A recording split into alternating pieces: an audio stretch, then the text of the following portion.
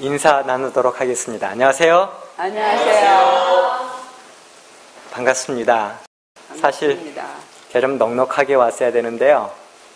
저는 평상시 원주 문막 생각하고 3시에 딱 출발을 했는데 여기 도착한 시간이 7시 25분에 도착을 했습니다. 오늘 너무 많은 사람들이 이 동해 쪽으로 가느라고 그쪽에 갇혀가지고 저도 함께 이렇게 1분도 안 쉬고 왔는데 하여튼 도착한 시간이 딱 이만큼 됐습니다. 지각하지 않은 것에 대해서 제가 감사를 드리고요. 사실 저희 집사람이 저를 따라오고 싶다 그래가지고 제가 3시에 출발할 테니까 어떤 일이 있어도 3시에 집에 대기하고 있어라 했는데 저희 집사람이 3시까지 안 왔어요. 제가 저희 집사람을 기다렸으면 함께 지각을 할 뻔했습니다. 그냥 제가 떼어놓고 왔습니다. 사실 우리 귀례교회 어린아이들이 있다는 이야기를 듣고 저희 집사람이 머리핀을 아주 잘 만들어요. 우리 여자아이들. 그래서 머리핀을 많이 만들어 놨는데 우리 여자 어린이들이 복이 없어가지고 죄송합니다. 제가 기회가 되면 보내드리도록 하겠습니다. 네, 하나님의 말씀을 한 절 읽도록 하겠습니다. 요한계시록 3장 14절 저희들이 잘 아는 말씀인데요. 함께 펴서 읽도록 하겠습니다. 요한계시록 3장 14절부터 21절까지 저희들이 교회 다니면서 한 100번 정도는 읽었을 거라 생각되는 말씀입니다. 읽도록 하겠습니다. 라오디가 교회 사자에게 편지하기를 아멘이시여 충성되고 참된 증인이시여 하나님의 창조의 근본이시니가 가라사대 내가 내 행위를 아노니 내가 차지도 아니하고 더웁지도 아니하도다. 내가 차든지 더웁든지 하기를 원하노라. 내가 이같이 미지근하여 더웁지도 아니하고 차지도 아니하니 내 입에서 너를 토하여 내치리라. 내가 말하기를 나는 부자라 부요하여 부족한 것이 없다 하나 내 곤고한 것과 가련한 것과 가난한 것과 눈먼 것과 벌거벗은 것을 알지 못하도다. 내가 너를 권하노니 내게서 불로 연단한 금을 사서 부요하게 하고 흰옷을 사서 입어 벌거벗은 수치를 보이지 않게 하고 안약을 사서 눈에 발라 보게 하라. 무릇 내가 사랑하는 자를 책망하여 징계하노니 그러므로 내가 열심을 내라 회개하라. 볼지어다 내가 문 밖에 서서 두드리노니 누구든지 내 음성을 듣고 문을 열면 내가 그에게로 들어가 그로 더불어 먹고 그는 나로 더불어 먹으리라. 이기는 그에게는 내가 내 보좌에 함께 앉게 하여 주기를 내가 이기고 아버지 보좌에 함께 앉은 것과 같이 하리라. 아멘. 우리 귀례교회가 굉장히 단이 이렇게 높아요. 그래서 저를 쳐다보려면 굉장히 목이 아프시잖아요. 제가 밑으로 좀 내려가면 괜찮겠습니까? 연습이 되셔서 괜찮겠지만 그래도 너무 높아서 제가 밑으로 좀 내려가도록 하겠습니다.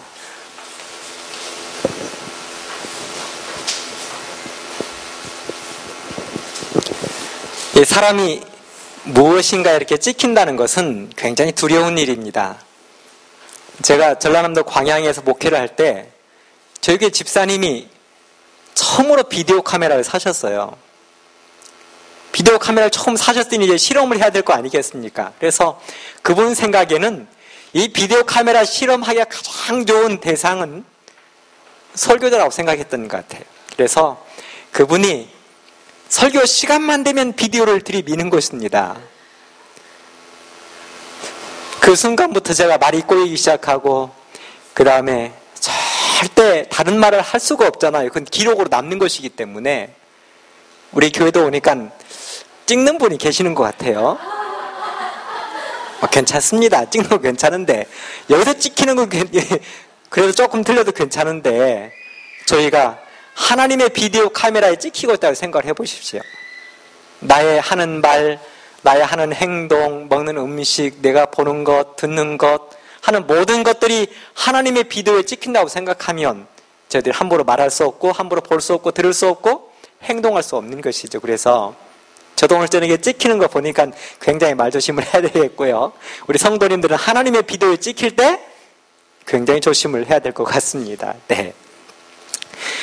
여기 제가 파워포인트를 하면 저만 보고 싹 가기 때문에 제가 이렇게 다 찍어 왔습니다. 그래서 제가 가더라도 자료는 남기 때문에 하여튼 제가 9페이지를 이렇게 해왔는데요. 오늘 저녁 내일 설교 예배 시간 2시간에 걸쳐서 다 하도록 하겠습니다. 여기 있는 말씀 먼저 교회증언 6권 407쪽에 이런 말씀을 주셨습니다. 억제하시는 하나님의 영이 지금 세상으로부터 거두어지고 있다. 허리케인, 폭풍, 태풍, 화재, 홍수, 재난 등이 꼬리를 물고 신속히 일어난다. 과학은 이 모든 것을 설명하고자 애쓴다. 하나님의 아들이 오심이 가까움을 알리는 우리 주의 허다한 징조들은 참된 원인이 아닌 다른 원인에 의한 것으로 이해된다. 사람들은 하나님의 종들의 이마에 인치기까지 내 바람이 불지 못하도록 억제하는 파수꾼 천사들을 분별하지 못한다. 그러나 하나님께서 천사들에게 바람을 놓으라고 명령하시면 글로 묘사할 수 없는 요란한 장면이 펼쳐질 것이다. 여기는 이 말씀을 보면 지금 저희들이 살고 있는 이 시대가 마지막 시대라는 것을 금방 알 수 있습니다. 그런데 여기 일어나고 있는 허리케인, 폭풍, 태풍, 화재, 홍수, 재난 이 모든 것들을 과학자들은 과학으로 풀이하려고 애쓴다 그랬습니다. 그럼 일본의 지진이 일어났을 때 과학자들이 어떻게 풀이를 했습니까? 후쿠시마의 원전이 이 폭파하는 그 엄청난 지진이 일어났을 때 과학자들은 태평양 밑에 있는 판이 어떻게 되고 그 다음에 어떤 판이 부딪혀가지고 이 엄청난 지진이 일어났다. 그 다음에 날씨의 변화가 일어나는 걸 보면서 라니냐가 어떻고 엘니뇨가 어떻고. 그래서 사람들은 이 모든 징조들이 예수님께서 이 땅에 오실 징조임에도 불구하고 사람들은 이해하기를 아하, 과학자들이 저렇게 이야기하는 걸 보니까 이 모든 것들은 과학으로 이해해야 되겠구나. 예수님의 재림의 징조로 이해하기보다는 이 땅의 하나의 재난으로 이해를 하고 있다는 것입니다. 그러면서 대쟁투 659쪽이라는 말씀을 기록했습니다. 6,000년간 사단의 반역 행위는 땅을 진동시켰다. 그는 세계를 황무케 하며 성읍을 파괴하며 사로잡힌 자를 그 집으로 놓아 보내지 않았다. 그는 6,000년간 하나님의 백성들을 그의 감옥에 가두어 두었다. 사단은 그들을 영원히 가두어 두고자 하였으나 그리스도께서 그의 속박을 깨뜨리시고 갇힌 자들을 자유롭게 놓아주셨다. 이제 악인들은 사단의 세력이 미치지 못하는 곳에 있다. 그러므로 사단만 악한 천사들과 함께 남아있으면서 죄악이 가져온 저주의 결과가 어떠한 것인지 깨닫게 된다. 그리고 1,000년간 사단은 그 황폐된 땅에서 방황하며 그가 하나님의 율법을 거스려 반역한 결과를 바라본다. 여기 제가 대쟁투의 말씀을 특별히 기록해 놓으면서 주목한 말씀은 여기 6,000년간이라는 단어를 화입부에는 2번을 기록했습니다. 6,000년간. 저희가 잘 아는 것처럼 이 지구의 역사는 구약의 역사가 4,000년입니다. 그렇죠? 그 다음에 지금 신약의 역사는 2013년 5월 17일입니다. 구약의 역사하고 신약의 역사를 합하면 6013년 5월 17일이 흘렀다 이 말입니다. 대략. 근데 화이트는 여기 기록하기를 6,000년간 2번을 기록했어요. 그래서 사람들은 생각을 6,000년이 지구 역사의 끝이구나. 6,000년 하고도 어쨌든 지금 13년 5월 17일이 흘렀습니다. 예수님 여전히 오시지 않습니다. 저는 이 말씀을 보면서 왜 예수님은 안 오실까? 오셨으면 좋을 텐데. 전 나름대로 이렇게 해석을 했습니다.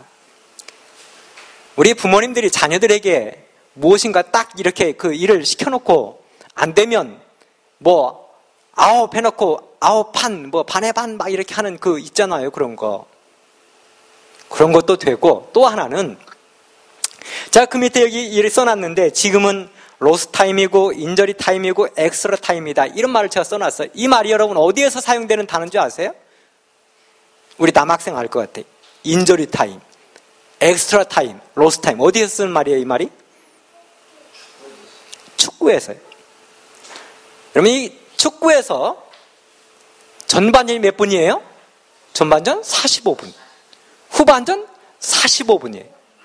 그런데 핸드볼이나 농구나 이런 경기는 초를 재가지고 30분 하면 정확히 30분 땡 하면 끝이에요. 그런데 축구는 재미있게도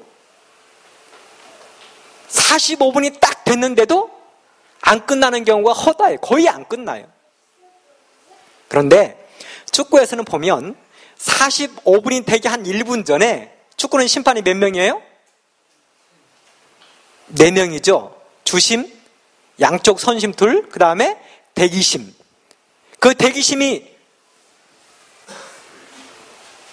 이만한 판때기 전광판을 들고 나와가지고 거기다 숫자를 한번 써가지고 보여주잖아요. 거기는 때로는 1자도 있고 2자도 있고 많을 때는 6, 7도 써져 있잖아요. 그 시간을 인저리 타임, 로스 타임, 엑스트라 타임이라고 부릅니다. 그 시간은 무슨 시간인가? 축구하다 선수들이 넘어지거나 공을 일부러 밖으로 차내거나 아니면 다투거나 그런 시간을 주심이 시계를 2개 딱 차고 있다가 오른손에 하나 왼손에 하나 차고 있다가 오른손에 있는 시간은 45분을 가리키는 시계예요. 왼쪽에 차고 있는 시계는 어떤 시간을 가리키는가? 선수가 꾀병을 부려 넘어졌어요. 일부러. 이기고 있는 그 팀들이 중동의 이 침대 축구하는 그 선수들이 한 골에 이기고 있으면 넘어져가지고 아프지도 않는데 안 일어나 누워있어요. 그러면 주심이 너 누워있어 네 마음대로 하면서 딱 눌러요. 그러면 그 누워있는 그 시간이 계속 저축이 되는 거예요. 그래가지고 끝날 때쯤 되면 너희가 지금까지 열심히 안 뛰고 꾀병을 부렸든지 공을 밖으로 차냈든지 그런 시간을 계산해가지고 그 시간이 5분이야. 그러면 5분을 더 주는 거예요. 그러면 이기고 있는 선수들은 그 5분 동안 어떻게 해야 될까요? 지금 한 골 이기고 있어요. 5분 동안 어떻게 해야 돼요? 골을 안 먹기 위해서 있는 힘을 다해서 뛰어야 될 거 아니에요. 그렇죠? 지고 있는 선수들은요. 지금 한 골 지고 있어요. 골키퍼 어떻게 해야 될까요? 지고 있는 골키퍼 어떻게 해야 되겠어요? 우리 한국의 김병지 골키퍼가 막 자기 골대 지키고 있다 지고 있으면 어떻게 해요? 코너킥이나 이런 거 할 때 막 뛰어가지고 자기도 골 넣겠다고 뛰어오는 거 있잖아요. 그게 인저리 타임에 일어난 시간이에요. 지고 있는 선수는 있는 힘을 다해서 뛰고 이기고 있는 선수들은 한 골을 안 먹기 위해서 있는 힘을 다해 막는 시간이 마지막 45분 지나고 주어지는 인저리 타임입니다. 여러분 이 인저리 타임이 얼마나 중요한가? 1992년에 미국 LA 월드컵이 있었어요. 2002년은 한일 월드컵. 1992년에는 LA 이 월드컵이 있었어요. 그런데 이때 한국이 마지막 그 예선에서 북한하고 축구를 했어요. 일본은 이라크하고 축구했어요. 그때 상황이 한국은 북한을 100대 0으로 이겨도 일본이 이라크를 이기면 한국은 예선 탈락이었어요. 못 갑니다. 근데 한국이 그때 경기를 잘해가지고 똑같은 시간에 경기를 했는데 한국이 북한을 3대 0으로 이겼어요. 북한을 3대 0으로 이기면 기분 쫙 나와야 될 거 아니에요? 웃으면서. 그런데 한국 선수들이 3대 0으로 이기고도 나오면서 다 고개를 푹 숙이고 나오고 있어요. 왜냐하면 반대편 경기장에서 일본하고 이라크가 경기를 하고 있는데 일본이 이라크를 1대 0으로 이겼어요. 이기고 있었어요. 그 시간에. 그 소식을 선수들이 들으니까 3대 0으로 이겨서 이건 못 나가는 거예요. 그러니까 힘에 빠져 쭉 이렇게 어깨를 늘어뜨리고 나오는데 갑자기 그렇게 어깨를 늘어뜨리던 그 선수들이 벌쩍벌쩍 뛰면서 좋아하기 시작했어요. 왜냐하면 인저리 타임 시간에 반대편에 있었던 일본과 이라크의 그 경기에서 이라크 선수가 코너킥을 했는데 그 마지막 인저리 타임 시간에 뒷꼭지로 헤딩을 해가지고 골이 됐어요. 1대1로 비긴 거예요. 그래서 일본은 인저리 타임의 그 마지막 순간을 지키지 못해가지고 탈락하고 한국은 미국 월드컵에 나갔어요. 그래서 한국이 얼마나 행복했든지 그 뒷꼭지로 골 넣은 그 선수가 한국에 대한축구협회에서 초청에다가 비행기 싹 다 주고 한국에 데려와가지고 호텔방에 공짜로 재워주고 먹여주고 선물 주고 난리가 났어요. 여러분 지금 우리가 살고 있는 시대는 마치 축구로 말하면 인저리 타임을 지내고 있는 시간이라고 생각하면 될 만한 시간을 살고 있는 것입니다. 이 땅이라는 모든 징조들을 바라보면 예수님이 마땅히 오셨어야 됐지만 예수님께서 한 명이라도 더 구원받기 원하시는 마지막 은혜의 시간을 저희들에게 베풀고 있다고 생각하면 될 것입니다. 그러면 이렇게 마지막 은혜의 시간을 살고 있는 저희들이 어떤 신앙을 해야 되겠는가? 우리 교회는 어떠한 교회가 되어야 되겠는가? 그걸 생각하면서 제가 라오디게아 교회에 보내는 이 기별의 말씀을 중심으로 우리 귀례교회는 시온성과 같은 교회를 좀 만들어갔으면 좋겠다 해가지고 말씀의 제목은 이쪽에 보면 시온성과 같은 제목 이렇게 제가 좀 정해보았습니다. 우리는 하나님께 은총을 입은 사람들이죠. 하나님께 은총을 입은 사람들인데 옛날 중국에서는 황제의 간택을 받은 여자들은 성총을 입었다 이렇게 불렀습니다. 성총을 입어요. 여러분 이 중국 자금성 가보셨어요? 자금성 어마어마하게 크죠. 우리 한국의 경복궁 거기다가 가져다 놓으면 화장실 한 칸 정도 되잖아요. 저도 자금성 한번 딱 가봤는데 처음 가가지고 처음부터 끝까지 걸어가는데 얼마나 다리가 아프고 힘들든지 어마어마하게 크잖아요. 뭐 제가 그 방을 세워보지는 않았지만 자금성을 만들 때 거기에 방을 9,900개를 만들었다고 그래요. 그 9,900개의 방에 누가 살았을까요? 무수리들도 살고 이렇게 살았어요. 중국의 황제는 너무 어마어마한 힘을 가지고 있었기 때문에 감히 여러분 자금성에 가면 나무가 없어요. 혹시 그걸 자세히 보신 분이 있는지 모르겠지만 자금성 안에는 나무가 없습니다. 왜 나무를 심지 않은 줄 아세요? 거기 자객이 숨었다가 황제를 시해할까 봐 자금성 안에는 나무를 심지 않았습니다. 근데 이 황제가 어느 날 이렇게 밖으로 쭉 가다가 딱 보니까 정말 예쁜 무수리가 있어요. 너무 예뻐.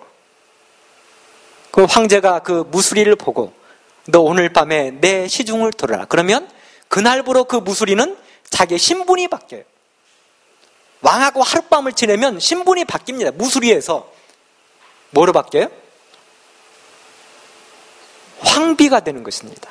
그러면 그 한 사람의 신분이 바뀌면 그 모든 가족들의 신분이 바뀌어요. 먹는 밥상도 달라지고 입는 옷도 달라지고 자는 것도 달라지고 모든 게 달라집니다. 무수리의 신분에서 성총을 입으면 황제의 부인이 되는 것입니다. 그렇다면 이 땅에 죄를 짓고 살고 있는 저희들, 죄로 인하여 죽을 수밖에 없는 저희들이 예수님의 은총을 입으면 저희들의 신분이 뭐예요? 죄인에서 의인이 되고 죽을 사람에서 살 사람이 되는 것입니다. 그래서 저희는 하나님의 은총을 입은 사람들이기 때문에 무수리가 평상시에는 마음껏 뭐 가서 아무데나 먹고 아무데나 버리고 아무데나 누워 자고 해도 뭐가 안 되지만 황제의 부인 돼가지고 아무데나 눕고 아무데나 싸고 아무거나 먹고 하겠습니까? 안 하잖아요. 말도 야 이놈아 이렇게 했다가 목에 힘을 딱 주면서 여봐라 목소리도 바뀌잖아요. 그렇다면 저희도 예수님의 은총을 입은 사람들로서 예수님의 자녀답게 사는 것은 마지막 시대에 구원받을 백성으로 마땅히 해야 될 일이 되는 것입니다. 하나님께서 이 라오디게아 교회를 저희들이 잘 아는 것처럼 마지막 7번째 교회를 주셨어요. 자, 라오디게아 교회 하면 생각나는 거 우리 귀례교회 성도님들은 뭐가 생각나요? 라오디게아 하면 딱 떠오르는 단어가 뭡니까? 예, 뜨뜻미지근하. 또요? 벌거벗었고. 또요? 네? 눈이 멀고. 안약. 결정적인 한 단어가 안 나왔어요? 토하여 내쳐버림. 저희들이 여러분 그 라오디게아 교회를 딱 생각하면 떠오르는 모든 단어들은 뜨뜻미지근하고 토하여 내쳐버리고 좋은 그 이미지보다는 정말 라오디게아 교회는 나쁜 이미지가 저희 머릿속에 꽉 차 있어요. 그래요? 근데 분명한 것은 이 자리에 서 있는 저나 우리 성도님들이나 우리가 속해 있는 이 교회 시대는 라오디게아 교회 시대예요. 그러죠. 1844년부터 예수님 재림하실 때까지를 대표하는 라오디게아 교회의 그 모든 걸 대표하는 저희들인데 저희들이 머릿속에는 여전히 라오디게아 하면 토하여 내치고 뜨뜻미지근하고 아주 부정적인 단어만 있어요. 그런데 제가 라오디게아 교회에 대해서 가만히 연구해 보니까 라오디게아 교회는 부정적인 것보다 장점이 훨씬 많은 교회. 장점이 많은 교회. 저희가 속해 있는 이 라오디게아 교회 이 시대는 장점이 많은 교회. 반전이에요. 여러분 400m 달리기에서 운동 선수들이 달리기를 할 때 가장 잘 달리는 선수를 어디에 배치하나요? 우사인 볼트가 어디에서 뛰어요? 400m 달리기에서는 마지막에 뛰잖아요. 왜 그래요? 왜 마지막에 가장 잘 달리는 선수를 두어요? 마지막 피날레를 장식하고 마지막 역전을 위해서, 또 혹시 떨어져 있더라도 역전을 위해서. 지금은 안현수라는 선수가 러시아에 귀화를 했지만 그 선수가 이탈리아 토리노 올림픽에 3000m 이 경주 4명이 이렇게 도는 거예요. 4명이 도는데 거의 50바퀴를 돌잖아요. 쇼트트랙 이렇게 할 때 50바퀴 정도를 도는데, 그럼 거기 이 안현수 선수가 마지막 2바퀴 반을 남겨놓고도 2등 가고 있었어요. 2등. 한국이 2등 가고 있었어요. 근데 마지막 2바퀴 반을 남겨놓고 안현수 선수가 캐나다 선수를 싹 제껴가지고 1등으로 골이 냈어요. 한국 사람들 난리 났습니다. 금메달 땄잖아요. 마지막에 가장 잘 달리는 선수, 믿음직한 선수를 마지막에 두는데 하나님께서 에서 버두 사필라 라오디게아 교회를 마지막에 두었다는 건 뜨뜻미지근하고 토하에 내치고 칭찬도 한 번도 없고 꾸중만 있는 교회, 유일하게 칭찬 없는 교회, 마지막에 두었다는, 그래도 하나님께서 라오디게아 교회는 뭐가 있어요? 믿는 구석이 있다는 말이에요. 이 교회는 믿는 구석이 있어요. 칭찬할 것도 없고 마음에 안 들지만 그래도 하나님께서 볼 때는 믿는 구석이 있는 교회가 라오디게아 교회. 자, 그걸 제가 찾아봤어요. 거기 보면 이쪽 가운데쯤 보면 라오디게아 교회, 지구 역사의 마지막 교회, 우리는 마지막 주자 이렇게 썼는데요. 라오디게아 교회는 첫 번째, 오순절보다 더욱 강력한 성령이 약속된 교회가 라오디게아 교회다. 오순절에 성령 내렸어요. 120명이 다락방에 모여 앉아서 기도하고 참여하고 서로 유무상통하고 하나님께 간절히 기도했을 때 오순절 이른비 성령 내렸어요. 하루에 몇 명씩 침례받았어요? 3,000명, 5,000명씩 침례받았어요. 교회가 폭발적으로 성장했습니다. 그렇다면 하나님께서 마지막 늦은 비의 성령을 주시면 그 늦은 비의 성령은 이른 비의 성령보다 어때요? 훨씬 더 강력한 힘이 있어요. 그렇다면 마지막 시대에 늦은 비의 성령을 받아야 될 사람들이 저희들이라면, 우리 규례교회에 늦은 비의 성령이 임하시면 이 교회는 초대교회보다 훨씬 더 폭발적인 성장을 이루게 될 것입니다. 우리 제7안식 예수재림교회가 우리 한국 안에서 성도 20만, 출석 성도 10만이 채 안 되는 정말 작은 교회처럼 보일지라도 하나님께서 이 교회에 늦은 비의 성령을 부으시면 하나님은 초대교회보다 있었던 그 초대교회보다 훨씬 더 놀라운 역사를 이루게 될 것입니다. 그래서 라오디게아 교회 시대, 뜨뜻미지근하고 토하에 데치겠다, 이런 부정적인 생각보다는 초대교회보다 훨씬 더 엄청난 성령이 약속된 교회라는 자부심을 갖게 되기를 간절히 바랍니다. 그 다음에 두 번째는요, 다른 어떤 교회보다 하늘의 빛이 가장 많이 주어진 교회. 여러분, 에베소 시대에 예언의 신이 있었나요?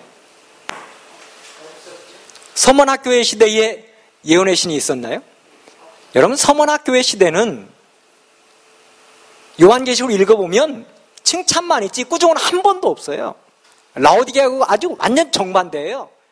그 교회는 칭찬만 있고 꾸중이 없는 교회. 라오디게아 교회는 꾸중만 있고 칭찬 없는 교회. 네, 서문화 시대에도 예언의 신이 없었습니다. 어떤 시대의 예언의 신이 없었습니다.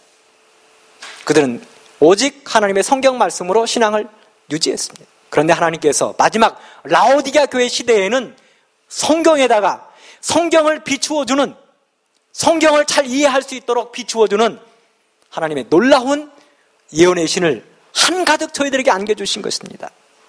저희는 성경과 예언의 신을 양쪽 가슴에 품은 엄청난 선물을 받은 교인들입니다. 그래서 다른 어떤 교회보다도 하늘의 빛이 가장 많이 주어진 교회가 라오디게 교회다. 아멘 하시게 되기를 간절히 바랍니다. 그 다음에 세 번째는요, 허다한 많은 성도들이 죽음을 맛보지 않고 살아서 승천할 것이다. 저는 이 자리에 저희 가운데 대부분의 많은 분들이 살아서 승천하시게 되기를 간절히 바랍니다. 여러분, 라오디게아 교회, 이 시대에 예수님이 오시고 이 시대의 성도들이 살아서 구원 얻게 될 것입니다. 우리가 잘 아는 것처럼 죽음을 맛보지 않고 하늘에 간 사람은 유일하게 에녹과 엘리야죠. 우리가 다 죽었습니다. 그런데 마지막 시대 라오디게아 시대에는 살아서 구원받을 성도들이 있단 말입니다. 그러면 이게보다 행복한 교회가 어디 있어요? 저는 가만히 라오디게아 교회를 생각하면서 맨날 저희들이 부정적으로, 오늘 저희들이 연합회 출근했습니다. 저희 2시 반까지 2시 45분까지 근무했습니다. 저희들이 막 다른 사람들은 다 쉬는데 왜 우리는 출근해가지고 일해야 되냐? 물론 저희는 우상숭배와 상관없기 때문에 마땅히 해야 되는 것이지만, 이제 웃으면서 저희들이 우리는 뭐 이렇게 다른 사람 다 이렇게 쉬고 놀러 가는데 말이야, 국가 공휴일인데 우린 나와서 일하고. 그랬더니 어떤 분이 이런 이야기를 했어요. 우리가 나와서 일하는 것은 우리 교회는 이단이기 때문에 그렇죠. 제가 그 이야기를 들으면서 그래, 한쪽으로는 이단이기 때문에도 그렇지만, 그래 저희는 다른 사람 다 일요일 예배 드리고 저희는 안식 예배 드리고 다른 사람 쉴 때 일하고. 한편으로 생각에는 우리 머릿속에는 다른 사람이 자꾸 이단이다 하니까 저희도 자신도 모르게 우리는 이단이고. 저희는 앞으로 이 라오디게아 교회를 생각할 때 뜨뜻미지근하고 토하에 내치는 그런 부정적인 것만 생각하지 마시고, 이 교회는 가장 많은 빛이 주어진 교회고 살아서 구원받을 성도들이 있는 교회고 늦은 비에 성령이 약속된 엄청 충만한 교회라는 사실을 가슴에 생각하고 떳떳하고 가슴 펴고 행복하게 살게 되기를 간절히 바랍니다. 좀 쭉 넘기겠습니다. 이거 다 하면 제가 다 못하니까 넘기고요. 4쪽을 이렇게 좀 보도록 하겠습니다. 그런데 저희가 그래도 꼭 반드시 짚고 넘어가야 될 것은, 이 교회는 뜨뜻미지근해. 이건 어쩔 수 없어요, 이게. 그래서 이 부분 한번 도대체 뜨뜻미지근한 게 뭔지, 이것 의미라도 좀 알고 가자 하는 것입니다. 첫 번째, 뜨뜻미지근한 그리스도인의 특징은 그들은 그리스도인의 열성과 헌신이 결여되어 있다. 뜨뜻미지근한 그리스도인은 열성도 없고 헌신도 없어요. 아침 새벽 5시가 되면 우리 기독교회 성도님들은 무슨 생각을 하십니까? 5시가 됐어요. 말씀 보자. 행복하다.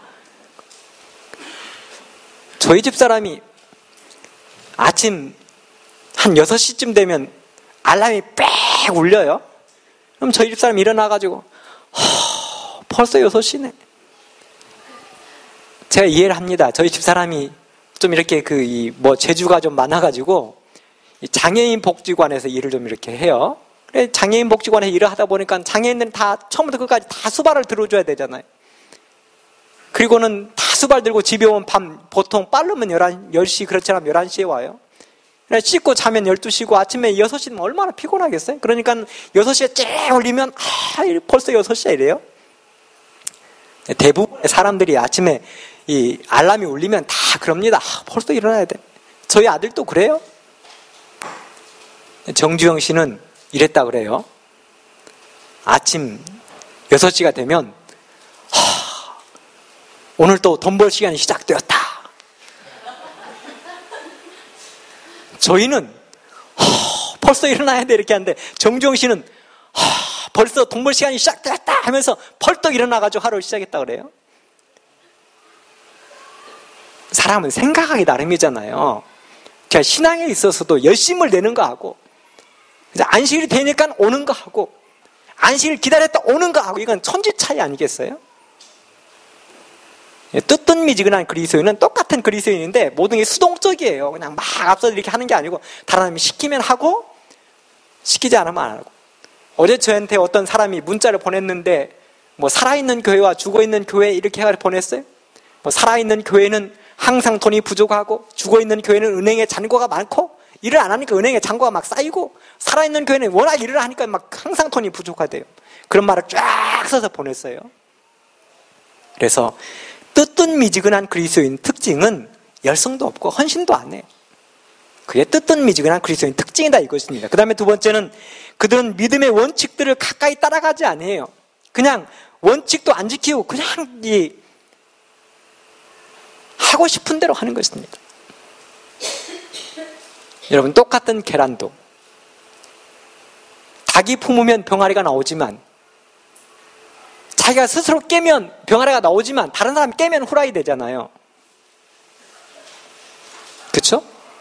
다른 사람이 깨면 분명히 후라이 같아요. 근데 내가 깨면 병아리가 나와요. 우리도 신앙을 할 때 이왕이면 다른 사람이 나를 깨도록 하지 않고 내가 스스로 열심히 하는 것, 이게 헌신적이고 열성적인 뜨뜻미지근하지 않은 그리스도인일 것입니다. 그 다음에 세 번째는 그들은 하나님의 사업에 자신의 흥미를 두지 않고 철저하지도 않아요. 네 번째는 그들의 마음에 하나님의 은혜로 말미암는 내적인 역사가 점점 줄어들어요. 그냥 감사하는 것도 이제 은혜가 없어지니까 감사하는 것도 없고. 여러분, 저희는 이렇게 지금도 저희가 숨을 쉬잖아요. 3분만 안 쉬면 거의 죽죠. 병원에 입원해 있는 중환자실에 입원해 있는 그 중환자들이 하루에 산수 마스크를 쓰면 그게 얼마 정도 하루 산수 마스크 값이 나가는 줄 아세요? 하루 산소 마스크 쓰는 값. 제가 어떤 책에 보니까 30만 원이라고 써졌더라고요. 오늘 저희들 30만 원 벌었잖아요. 그렇죠? 아무것도 안 해서 저희는 어쨌든 30만 원을 벌었어요. 내일 11조 3만 원 내겠어요? 근데 안 내죠. 저희 죽을 때까지 80세를 산다고 하면 죽을 때까지 이렇게 숨만 이렇게 그냥 안 끊어요. 계속 쉬면 약 하나님께 80억 받는 거예요. 공짜로. 근데 저희는 거기에 대해서 별로 감동 없죠. 마땅히 내가 쉬는 거라 생각하고. 네. 저는 제가 머리 때문에 스트레스 엄청 많아요. 제 머리가 많이 빠지거든요. 근데 사람의 머리가 하나 심는데 10,000원이에요. 근데 사람의 머리가 평균 20만 개예요. 20만 개. 그냥 내 머리가 20만 개 정상적으로 그냥 이렇게 자라고 있으면 우리는 얼마 벌었어요? 20억 벌었어요. 저희는 가만히 생각해보면 감사할 게 너무 많아요. 저희 집사람이 하루에 날마다 하는 일이 뭐냐면 저녁에 마지막 잠자기 전에 저희 집사람이 쓰는 게 감사일기예요. 저희 집사람이 감사일기 씁니다. 근데 저희 집에 그 기도거리 가운데 하나가 저희 둘째 아이를 위해서 기도하는 거예요. 얼마나 얘가 뺀질뺀질하고 말도 안 듣고 너무 말을 안 듣고 뺀질뺀질하니까 저희 기도 제목이에요. 그래서 저희 집사람이 얘만 생각 막 머리가 터질 것 같아요. 생각 한번 바꿔보라고 했습니다. 얘가 막 나왔다 안 나왔다 하는데, 네, 생각을 좀 제가 바꿔보라고 그랬어요. 그랬더니 이제 저희 집사람이 어떻게 일기를 쓰냐면 무엇 할 것이다 이 일기를 쓰고 있어요. 앞으로 우리 총명이가 사회에 봉사할 것을 인하여 감사합니다. 앞으로 우리 총명이가 허리가 튼튼해질 것을 인하여 감사합니다. 얘가 군대 가서 허리를 다쳐가지고 수술을 했어요. 얘가 튼튼해질 것을 인하여 감사합니다. 이렇게 이 일기를 썼어요. 그랬더니 그때부터 저희 둘째 아이가 이제는 왼수 같은 아이가 아니라 예뻐져 보이더래요. 얘가 허리가 아프니까 2주일에 한 번씩 외박으로 와요. 저희 집사람이 너 또 오냐? 얘는 이 말만 들으면 스트레스예요. 또 오냐? 근데 이제는 또 왔나? 이 말로 바꾸세요. 또 오냐? 그 말을 또 왔나? 이게 꼬리를 올리는 거하고 내는 거 엄청난 차이가 있더라고요. 그래서 이렇게 저희들이 생각을, 내적인 이 생각들을 감사로 바꾸는 것은 우리 그리스도인의 삶에서 엄청나게 중요한 것이다 하는 것입니다. 자, 또 넘기겠습니다. 5쪽으로 넘기겠습니다. 그런데 이 가운데쯤 보면 내가 너를 권하노니 그 위에 보면 교회증은 3권 257쪽 이런 말씀을 주셨습니다. 참된 증인의 기별은 부드러운 기별이 아니다. 저희들 하나님께서 믿는 마지막 라오디게아 교회 교인으로 삼으셨는데 저희들에게 기별을 줄 때는 때로 이 기별이 회초리, 종아리를 때리는 회초리의 기별도 있다는 것입니다. 저희는 이런 이 회초리 기별을 들을 때 그 회초리의 기별을 또 때려! 이렇게 듣기보다는 나를 잘 되라고 하는 그 기별로 들어야 될 것입니다. 우리 목사님들이 설교하실 때, 장로님께서 설교하실 때, 설교하면 저건 나를 들으라고 하는 소리야. 나를 표적으로 삼아서 그렇게 듣기보다는 나의 신앙을 발전시키기 위해서 하는 말씀이라고 들으면 그 기별이 진정으로 나에게 행복한 기별이 되는 것입니다. 그래서 분명히 말씀했습니다. 참된 증인의 기별은 결코 부드러운 기별이 아닙니다. 때로는 아픕니다. 교회증언 1권 186쪽에 보면 그것은 무서운 기별이라고 그랬습니다. 라오디게아 교회에 보내는 이 기별 저희들이 두려운 마음으로 받을 때 저희의 신앙은 성장하게 되어 있는 것입니다. 하나님께서 노아에게 비 올 거라고 기별 주실 때 나이가 몇 살이었어요? 노아 나이가요? 480세잖아요. 그죠? 480대에 노아에게 홍수의 이야기를 해주셨어요. 그리고 몇 년 있다가 홍수가 났어요? 120년. 노아 600세 되던 해에 홍수가 나요. 120년의 기간이 있잖아요. 여러분, 그런데 노아가 이 480세의 기별을 받을 때 노아에겐 자식이 있었을까요? 없었을까요? 없었어요. 노아는 자식이 없었습니다. 노아가 이 아들 무드셀라를 낳을 때 나이가 몇 살이었어요? 500살이었습니다. 502살 때 아들을 또 낳았습니다. 셈을 낳았습니다. 500세 야벳을 낳고, 무드셀라 아니죠. 500세 야벳을 낳고 502살 때 셈을 낳았습니다. 아들이 없었어요. 이제 600세니까 커가지고 장가도 갔잖아요. 100살이 됐잖아요, 이제 아들들도. 그런데 이 노아는 믿음으로 그 모든 걸 다 봤다는 말입니다. 하나님께서 주실 때. 그러니까 저희들도 믿음으로 하나님의 말씀을 받아들이는 건 굉장히 중요합니다. 의심하지 않고. 그런데 롯의 사위들 있잖아요. 롯의 사위들은 롯이 이야기할 때도 뭐래요? 롯이 이야기하니까 기별을 뭐로 얘기했다고 그랬어요? 성경에 보면 농담으로 얘기했다고 그랬어요. 노아는 하나님께 기별을 받을 때 그 말씀을 두려움으로 받았고 롯의 사위들은 그 말을 농담으로 받았어요. 예수님께서 이 땅에 오십니다. 노아는 아멘 했고 롯의 사위들은 농담이죠 그랬어요. 이 땅에 많은 사람들에게 하나님의 말씀을 전하면 사람들이 그러잖아요. 아멘을 하는 사람이 있는가 하면 에이 뭐 이 자리에 저희들은 하나님의 말씀을 받을 때 노아처럼 경건한 마음으로 받게 되기를 간절히 바랍니다. 그랬더니 하나님께서 노아에게 복을 주셨는데 하나님이 노아에게 주신 복 가운데 가장 이 눈에 뜨이는 큰 복이 뭔 줄 아세요? 홍수 딱 끝나고 나서 딱 땅에 나와 보니까 사람들이 있었어요, 없어요?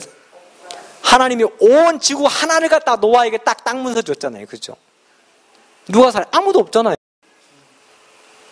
온 지구를 하나를 그냥 통째로 하나님께 주신 거예요, 노아에게는. 농담으로 여긴 롯의 사위들은요. 소돔 고모라에서 멸망당했잖아요. 그래서 하나님의 말씀을 저희들이 받을 때 정말 경건한 마음으로 진리를 저희 마음속에 받아들이고 순종하면 하나님은 하늘 땅 문서를 저희들에게 주실 것입니다. 마지막에 한 가지만 더 하고 오늘 저녁에 마치죠. 여기 제가 밑에 5쪽에요. 라오디게아 교회를 생각하면 이런 교회가 되었으면 좋겠다 하고 추천하고 싶은 이 교회가 한 4교회가 있는데요. 첫 번째는 안디옥 교회를 닮은 교회가 되었으면 좋겠다. 제가 이 교회를 추천하고 싶습니다. 우리 귀례교회가 안디옥 교회처럼 좀 되었으면 좋겠다 하고 제가 첫 번째로 추천합니다. 왜 그러는가? 사도행전 11장 19절부터 보면 안디옥 교회의 출생 배경에 대한 이야기가 나옵니다. 여러분이 안디옥 교회가 어떻게 해서 생긴 교회인지 아세요? 안디옥 교회 출생 배경. 안디옥 교회는 예루살렘에서 사울을 비롯한 유대인들이 계속 핍박을 하니까 핍박을 견디다 못해가지고 도망간 사람들이 안디옥에 가서 산속 동굴에 세운 교회가 안디옥 교회입니다. 핍박 때문에 도망간 사람들이 세운 교회예요. 그런데요, 그 핍박받아서 도망간 사람들이, 어떤 사람들은 한 가정이 온전히 간 집도 있겠지만 어떤 가족들은 남편만 도망가기도 하고, 어떤 가족들은 부인만 가기도 하고, 어떤 집은 애들만 가기도 하고, 어떤 집은 부모들만 간 집도 있을 거 아니에요. 그렇죠? 마음에 아픔이 있는 교회가 안디옥 교회입니다. 그런데요, 이 안디옥 교회가, 제가 다른 건 다 제하고 1번 큰 가슴을 가진 교회, 제가 이렇게 써놨는데, 안디옥 교회가 이제 부흥하고 성장하니까 예루살렘 교회에서 거기 담임 목사를 누구를 보냈어요? 담임 목사를 파견했어요. 바나바를 보냈습니다. 바나바 아시죠? 바나바를 보냈는데, 바나바가 목회를 하다 보니까 교회가 또 막 부흥하고 성장해가지고 이제 도저히 혼자 할 수 없을 만큼 성장했습니다. 그래서 어느 날 직원에 우리 부목사를 좀 데려옵시다. 그러니까 이 장로님들하고 집사님들, 직원들이 그럼 목사님 한 명 좀 추천해 보시지요? 그랬더니 이 바나바가 호주머니에서 종이를 하나 딱 꺼내가지고 직원의 앞에 딱 내놨습니다. 그 이름이 적혀 있어요. 근데 그 이름을 딱 보는 순간 직원들이 뒤로 넘어갈 뻔했습니다. 그 이름에 누가 적혀 있었어요? 사울이요. 사울이 적혀 있는. 여러분, 이 사울은 예루살렘에서 스데반을 핍박해 돌로 쳐 죽이는 앞장섰던 사람이잖아요. 사울이 예루살렘에서 핍박에 앞장서가지고 도망온 사람들이 지금 어디 와 있어요? 지금 안디옥에 와 있잖아요. 우리말로 말하면 원흉이에요. 원흉. 가족의 이별의 아픔을 준 사람, 고향을 떠나게 만든 사람이, 생업 터전을 잃게 만든 사람이, 그 사람을 지금 바나바가 어떻게 해요? 우리 부목사로 데려옵시다. 사울. 우리 규례교회는 어떻게 하시겠습니까? 이런 상황이 우리 교회에서 발생한다면 어떻게 하시겠습니까?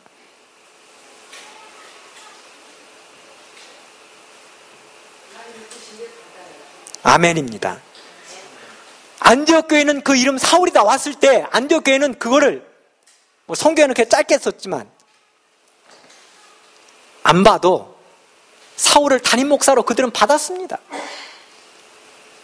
그래서 바나바와 함께 거기서 목회를 했습니다. 사울이. 그렇다면 우리 귀례 교회도 어떠한 사람이든지, 아무리 흉악한 사람이라도 그 사람이 이 교회에 들어온다면 그 사람을 끌어안을 수 있는 큰 가슴을 가질 때 우리 교회는 비로소 안디옥 교회처럼 훌륭한 하나님의 교회가 되는 것입니다. 그 다음에요, 살아있는 예배가 있는 교회. 안디옥 교회는 예배가 활기찼습니다.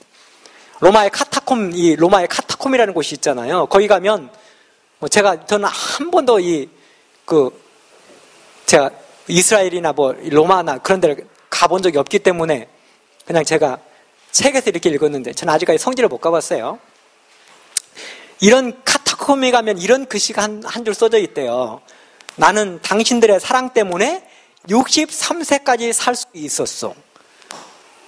63세가 요즘에 나이입니까? 우리 한국에 어제 나왔어요. 한국의 기대 수명이 몇 살인 줄 아세요?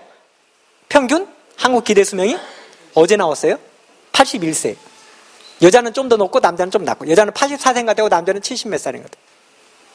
여자가 왜 이리 오래 사나 그랬더니 여자는 먹는 게 다르더라고요. 여자는 하나님이 만드실 때 뼈로 만들고 남자는 흙으로 만들고, 여자는 항상 부엌에서 밥을 할 때도 김 딱 하고 남자는 김 빠진 밥만 먹고, 그래서 남자가 빨리 죽는다.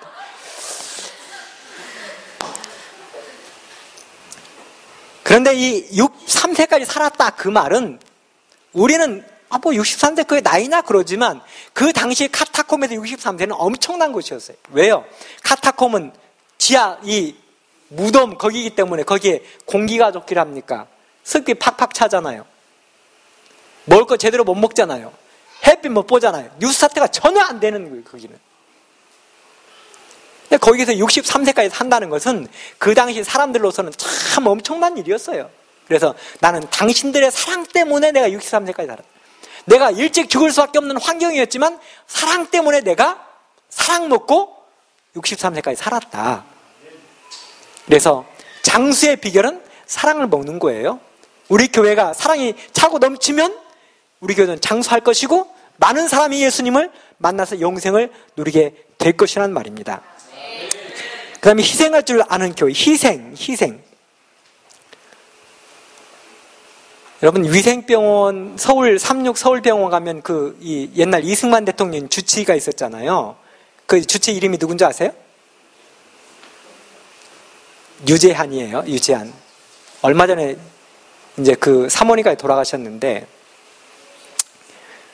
우리 삼육 서울병원에 원장을 하시면서 이승만 대통령 주치의를 했어요, 그분이. 근데 그분이 한국으로 올 때, 일찍 그 사모님이 돌아가시고 두 번째 재혼하면서 간호사였던 이 부인이 될 사람에게 몇 가지 다짐을 받았어요. 첫째, 선교사로 갈 마음이 있는가? 둘째, 유색인종을 사랑할 수 있겠는가? 유색인종. 백인이니까 유색인종을 사랑할 수 있겠는가? 셋째, 듣도 보도 못한 조선이라는 나라에 갈 수 있겠는가? 그 당시 미국 사람들이 조선이 어디 있는 줄 알아요. 그 세 가지를 묻고 예스 하니까 결혼을 하고 한국에 와서 평생을 바쳐 일을 했습니다. 희생할 마음이 있는가? 이야기만 드리고 마치겠습니다. 제가 제주도에서 목회를 할 때 교회 건축을 하게 됐습니다. 교회가 정말 어려운 그 지역에 있었기 때문에 선교가 안 돼요. 거기는 얼마나 그 교회 찾기가 어려운지, 제가 목회를 할 때 지금 제림마을에 기자하고 있는 김범태 기자가 그 제주도에서 군 생활을 했어요. 안식일 날 이제 교회를 왔는데, 안식일 날 교회를 보내달라고 하니까 안 보내주는 거예요. 그러니까 이 친구가 그냥 와버렸어요, 교회. 허락 없이 나오면 뭐예요? 탈령이잖아요. 그러니까 이제 헌병대에서 이 친구를 찾기 위해서 제주 시민회관 밑에 있는 안식일교를 찾아라 그랬어요. 시민회관 밑에 있었어요. 헌병들이 못 찾고 갔다 아닙니까? 헌병들이 못 찾고 그냥 갔어요. 얼마나 찾기가 어려운지. 그만큼 찾기 어려운 교회였어요. 그래서 교인들의 모든 꿈이 여기서만 빠져나가. 한라산 꼭대기라도 좋으니까 여기서 나가자 이거예요. 그래서 교회를 옮기게 됐는데, 이제 교회 그 건축 헌금을 하고 막 이렇게 했어요. 근데 교회가 건축 헌금을 할 때, 교회를 건축할 때 항상 남아서 건축하는 경우는 없잖아요. 성소는, 하나님의 성소는 너무 많이 가지고 와서 남았지만, 모르긴 몰라도 우리 규례교회도 지을 때 고생하셨을 거예요, 아마. 근데 그 교회도 지을 때 엄청나게 고생을 많이 했습니다. 추석이나 설이 되면 이제 이 중간 일꾼들 돈을 줘야 되는데 돈이 없어가지고 하루는 고민하고 있는데, 저녁 10시쯤 전화가 한 통화 왔어요, 저에게. 목사님, 내일 12시에 제가 좀 찾아가겠습니다.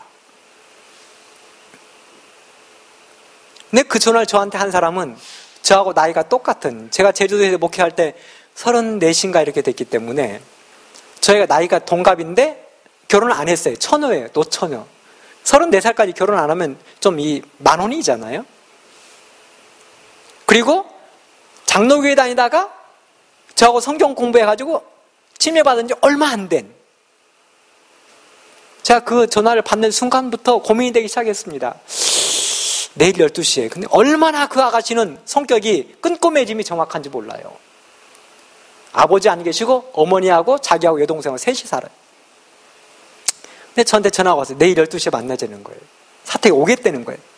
제가 그때부터 고민을 하면서 이 아가씨가 안식일 문제에 대해서 질문할 거나 아니면 영혼 문제에 대해서 질문할 것인가, 막 머리가 복잡해지기 시작하면서 그때부터 제가 하지도 못하는 영어 성경 갖다 놓고 헬라어 성경 갖다 놓고 히브리어 성경 갖다 놓고 안식일 문제, 영혼 문제 뭐 나오기만 해봐라 하면서 제가 그날 저녁에 공부를 했어요.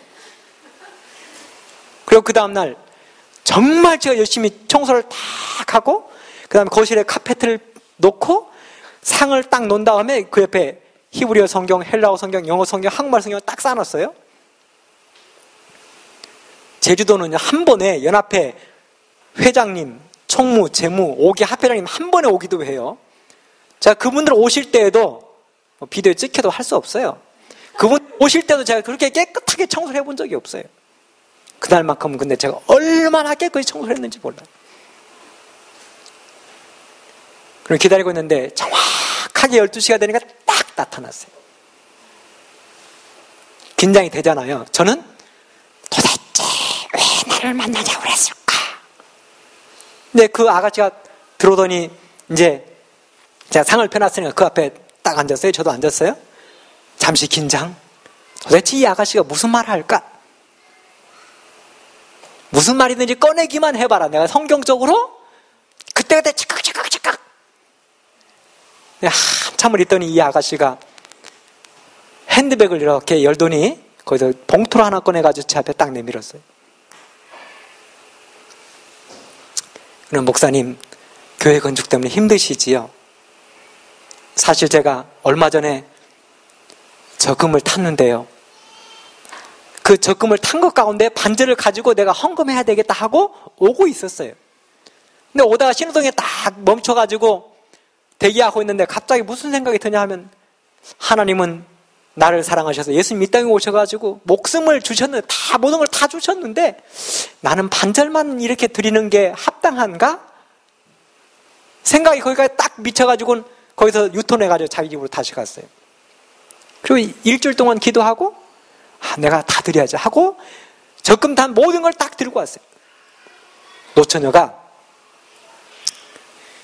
그래서 제가 너무 한편으로는 창피하기도 하고 목사가 안식일 문제, 뭔 문제 가지고 막 히브리어 성경부터 쌓아놓은 이게 첫째는 창피하고 한쪽으로 너무 감동을 받고 그래서 제가 저희 집사람 오라 그랬습니다. 와가지고 오늘 우리 점심은 청와대 음식으로 한번 먹어보자.